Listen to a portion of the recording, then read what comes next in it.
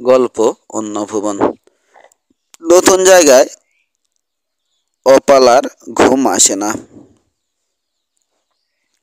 সে শুধুই এপাশ ওপাশ করছে। পাশে জহির নিশ্চিন্ত মনে ঘুমোচ্ছে।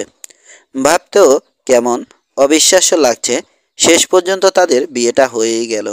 তারা পালিয়ে বিয়ে করেছে। এছাড়া অবশ্য অন্য কোনো উপায় ছিল না। অপলা যথেষ্ট বুদ্ধিমতী মেয়ে। অন্য একটা উপায় থাকলেও অপলা বের করে ফেলত। একটা বেকার ছেলেকে বিয়ে করে অপলা হয়তো বা ভুল করেছে, তবে বড় কোনো ভুল নিশ্চয় না। অফলা অপলা কখনো বড় কোনো ভুল করে না। অপলা এবার ঘুরে জহিরের দিকে তাকালো। নিষ্পাপ একটা মুখ। ছেলেদের এমন নিষ্পাপ মুখ মানায় না। আজ দুজনকেই দারুণ ঘুরতে হয়েছে। পছন্দ মতো ঘর কোথাও পাচ্ছিল না, পেলেও ভাড়া খুবই বেশি। অপালা অবশ্য বেশ কিছু টাকাও এনেছে, কিন্তু শিগগিরই এগুলো খরচ করতে রাজি নয়। শেষ পর্যন্ত নামমাত্র ভাড়ায় এ বাড়িটা পেয়েছে। চমৎকার একটা একতলা বাড়ি।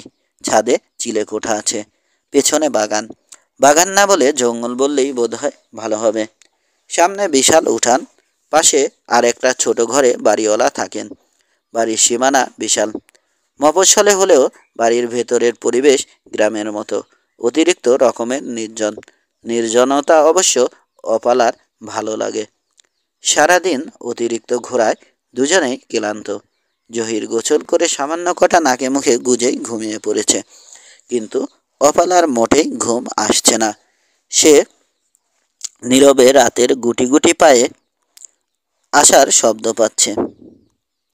এসব নির্জনতার শব্দ অনুভব করে নিতে হয়। খোলা জানালা দিয়ে চাঁদের আলো প্রবেশ করছে। ভেন্টিলেটর চুইয়ে আলো পড়ছে জহিরের গালে। অপালা আলতো করে জহিরের গালের জ্যোৎস্নাটুকু স্পর্শ করল। কোথা থেকে যেন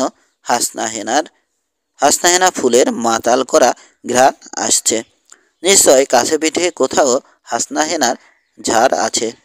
হঠাৎ ছাদে থপ করে যেন শব্দ হলো। সমস্ত নির্জনতাকে ছাপিয়ে কানে বড় বেশি বাজল শব্দটা। অপালা চমকে উঠেছে। ভয় অবশ্য পায়নি সে। অপালা মোটেও ভীত নয়।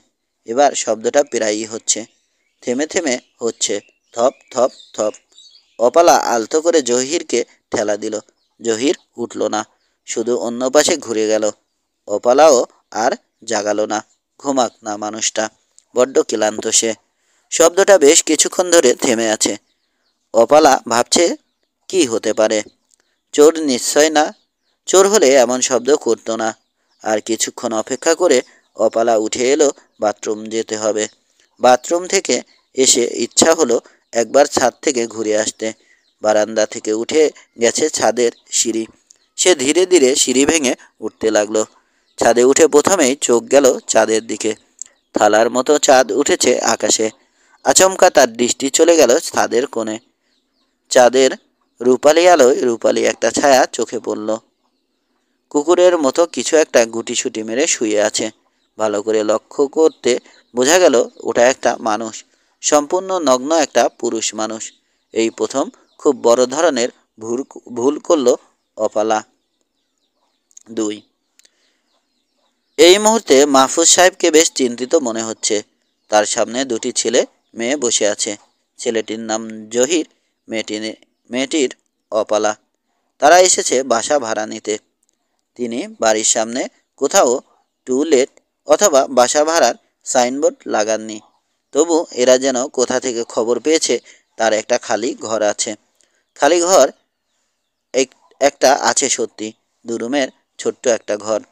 তবে সেটা ভাড়ার জন্যে নয়। এ ঘরটা তিনি কাউকে ভাড়া দেন না।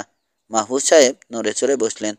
দেখুন, আমার একটা খালি ঘর আছে সত্যি, তবে এটা ভাড়া দেওয়া হয় না। আমায় মাফ করবেন। আচ্ছা বলে হাসি দিল দম্পতি। বুকটা ধক করে উঠল তার। মেয়েটার হাসিটা তার বুকে বড্ড বেশি বিঁধল।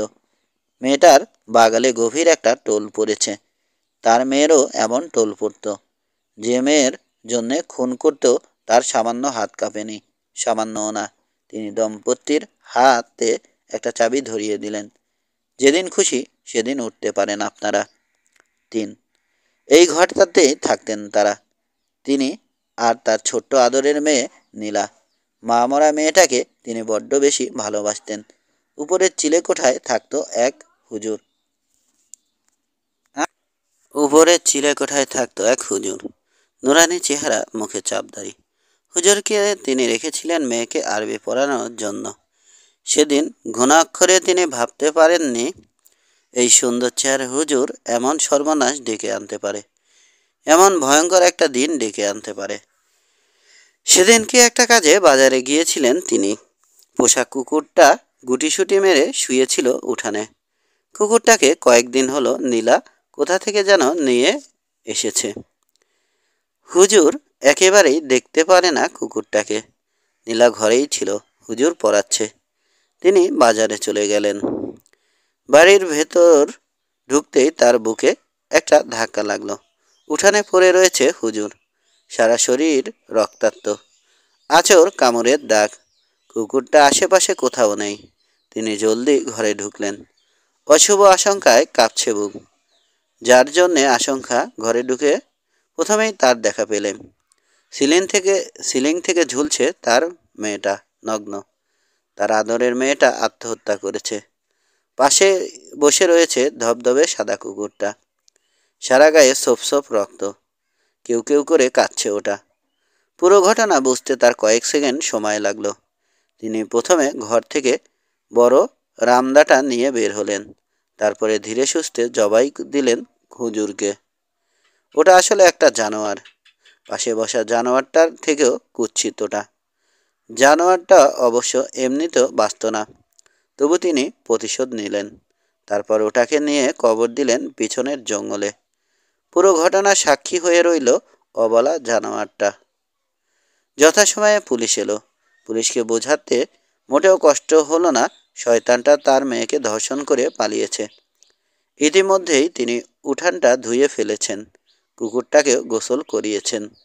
পুলিশ কোনো ঝামেলার সৃষ্টি করল না।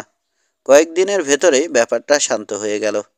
কয়েকদিন পরে তিনি ঘরটা পাল্টালেন। পাশেই নতুন একটা ঘর তুলে থাকতে শুরু করলেন। মেয়েটার চিঠি তাকে খুব যন্ত্রণা দেয়। মাঝে মাঝে রাতে ঘুম ভেঙে যায়। তখন তিনি মেয়েটার জন্যে কাঁদেন। মাঝে মাঝে জঙ্গলের দিকে তাকান, যেখানে শয়তানটাকে কবর দিয়েছেন। তিনি আসলে ওটাকে পুঁতে ফেলেছেন। এখন তিনি সম্পূর্ণ একা, তার সাথে আছে শুধু কুকুরটা। আজ হঠাৎ করে তার ঘুম ভেঙে গেল। ঘুম থেকে উঠে এক গ্লাস পানি খেলেন। আচমকা তার দৃষ্টি চলে গেল জঙ্গলে, যেখানটায় শয়তানটাকে পুঁতে ফেলেছেন। কুকুরটা ওখানে বসে কি করছে? তিনি তৎক্ষণাৎ সিদ্ধান্ত নিয়ে ফেললেন কোনো রকম সাক্ষী বাঁচিয়ে রাখা যাবে না। তিনি রামদাটা আবার তুলে নিলেন। মাহফুজ সাহেব পা টিপে টিপে ওখানটায় চলে গেলেন। গিয়ে যা দেখলেন তা দেখার জন্যে তিনি মোটেও প্রস্তুত ছিলেন না। কুকুরটা পচাগলা মাংস প্রায় সব সাবার করে দিয়েছে, এখন হাড় চিবোচ্ছে। একটা কুকুর এত বড় একটা দেহ কেমন করে খেলো মাহফুজ সাহেবের মাথায় ঢুকলো না। তিনি শুধু দা চালিয়ে যাচ্ছেন। একটু পরে জায়গাটা আবার স্বাভাবিক হয়ে গেল। তিনি কুকুরটাকেও একই জায়গায় পুঁতে ফেললেন। কুকুরটা প্রায় সবই খেয়ে ফেলেছিল, শুধুমাত্র একটা হাত বাকি ছিল। শয়তানটার একটা হাতে 4টে আঙুল ছিল, ওই হাতটা বেঁচে গেছে। কুকুরটার পেটটা অসম্ভব রকম ফুলে উঠেছিল। পুঁতে ফেলতে বেশ বেগ পোহাতে হয়েছে তাকে। 4, অপালা এক দৃষ্টিতে তাকিয়ে আছে মানুষটার দিকে। কেমন যেন নড়ে উঠল মানুষটা। না, এটা তো মানুষও না।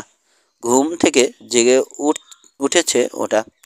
কুকুর ঘুম থেকে উঠে যে ভঙ্গিতে আড়মোড়া ভাঙে, অনেকটা বুকডন দেওয়ার মতো, ঠিক তেমন একটা অলস ভঙ্গিতে আড়মোড়া ভাঙল পশুটা। ওটার সারা দেহই মানুষের, শুধুমাত্র দাঁড়ানোর ভঙ্গিটা কুকুরের। এমন যেন কোনো কুকুরকে মানুষের ত্বক দিয়ে মুড়ে দেয়া হয়েছে। সারা দেহে একটাও লোম নেই, কোমল ত্বক। হাত পায়ের গঠনও মানুষের মতো, শুধু মাত্র ভঙ্গিটা কুকুরের। মুখ ভর্তি দাড়ি, সুশ্রী চেহারা, জিভ বের হয়ে আছে। চাঁদের আলোয় চকচক করছে বড় জিভটা, ভয়ঙ্কর দেখাচ্ছে। মুক্তার মতো দুফোঁটা লালা দেখা গেল জিভে। চিকচিক করছে চাঁদের আলোয়। পশুটা অনেক কাছে চলে এসেছে অপালার। হঠাৎ অপালা বুঝতে পারল তার দৌড় দেয়া দরকার, কিন্তু পা দুটি অবশ হয়ে গেছে, নাড়ানো অসম্ভব। সে চিৎকার দেওয়ার চেষ্টা করলো, সামান্যতম শব্দ বের হলো না।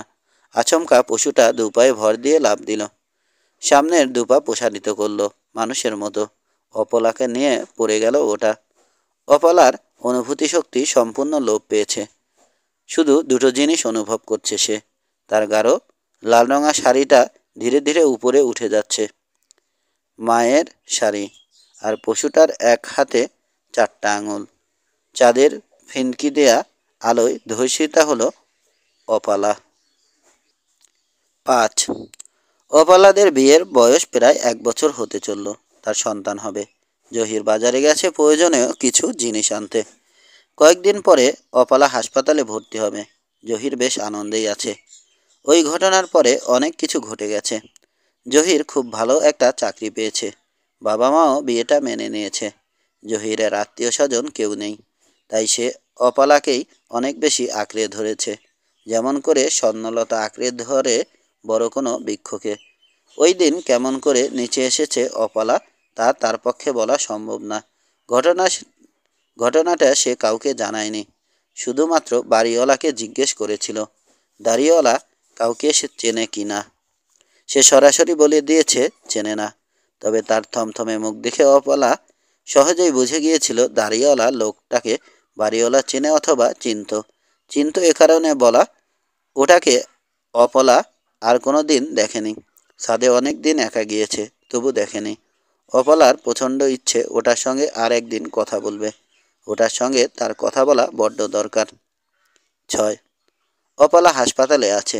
সে প্রচণ্ড প্রসব বেদনায় কাতরাচ্ছে।